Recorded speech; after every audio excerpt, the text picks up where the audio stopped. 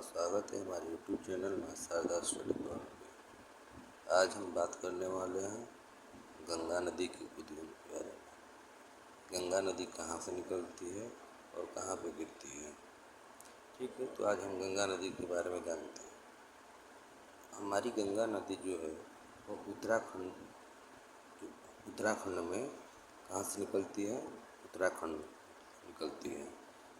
पहले यह गंगा नदी अनेक नदियों के संगम से मिलकर गंगा का निर्माण होता है। जैसे देखते हैं, ये जो बद्रीनाथ है, बद्रीनाथ शतपथ ग्लेशियर, बद्रीनाथ शतपथ ग्लेशियर से अलकनंदा नदी निकलती है। कौन नदी निकलती है?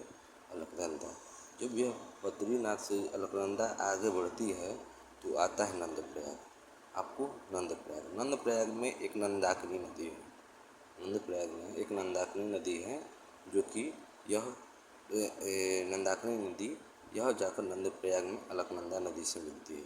फिर यह आगे बढ़ती है नदी, जो कि विष्णुप्रयाग आता है।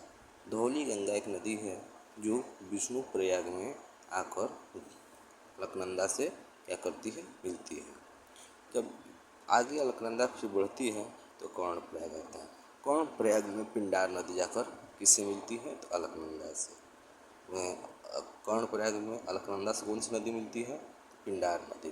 पिंडार नदी जब कर्णप्रयाग में अलकनंदा से मिलती है तो यह आगे बढ़ती है। तो आगे बढ़ने के क्रम में यह रुद्रप्रयाग आती है। फिर क्या होता है कि केदारनाथ के चौड़ीबारी ग्लेशियर से एक नदी निकलती है जिसका नाम है मंदाकिनी। यह मंदाकिनी नदी केदारनाथ के चौड़ीबारी ग्लेशियर से निकलती है और यह आकर रुद्रप्रयाग में किसे मिलती है? अलकनंदा से। रुद्रप्रयाग में मंदाकिनी नदी आकर रुद्रप्रयाग में अलकनंदा से मिलती है। फिर अलकनंदा यहाँ से आगे बढ़ती है, देवप्रयाग में आती है। देवप्रयाग में आकर यह आती है। उसके बाद क्या होता है कि गंगोत्री ग्लेशियर के गौमुख से भागीरथी निकलती है। कौन सी नदी? भागीरथी। गंगोत्री ग्लेशियर से भागीरथी निकलती है।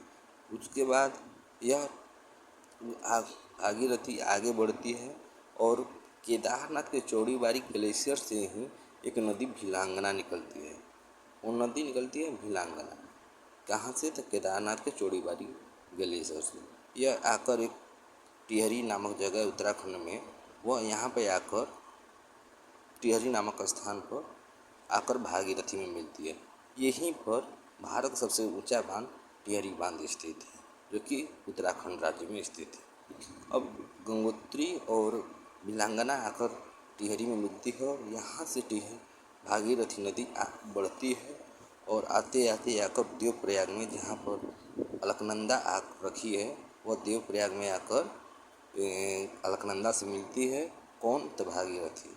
मिलने के पश्चात यह नदी आगे जब बढ़ती है तो गंगा के नाम से जाना जाता है। गंगा नदी की लंबाई कुल हमारे देश में कितनी है? 2500 किलोमीटर। गंगा नदी की कुल लंबाई 2500 किलोमीटर है। अब एक गंगा उत्तराखंड से निकलने के बाद ये गंगा नदी यूपी में आती है। यूपी में आकर या फिर बिहार, झारखंड और पश्चिम बंगाल होते हुए बांग्लादेश में जाकर ब्रह्मपुत्र से मिलकर आ जाकर बंगाल की खाड़ी में गिर जाती है। ठीक है, बांग्लादेश में बांग्लादेश में गंगा नदी को पद्मा के नाम से जाना जाता है। गंगा नदी जब बांग्लादेश में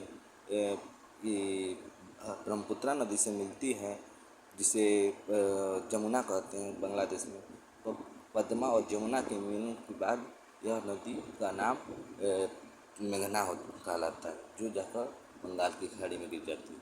ठीक है दोस्तों, जो भी हमारे से त्रुटि हुआ होगा उसे हमें माफ़ करिएगा। एक छोटा सा वीडियो बनाकर हम आपको सूचित करना चाहते थे कि आप लोग जान जाएं कि गंगा नदी का उद्गम कैसे हुआ और कहाँ से हुआ और कहाँ पर जाकर गिरती है। ठीक है दोस्तों, आप हमारे चैनल में पहली बार आए हैं तो सब्सक्राइब कर बेल बटन दबा ऑन कर नोटिफिकेशन ऑन कर लीजिएगा, जिससे कि वीडियो जब भी हम बनाएं सबसे पहले आपको मिल जाए। धन्यवाद।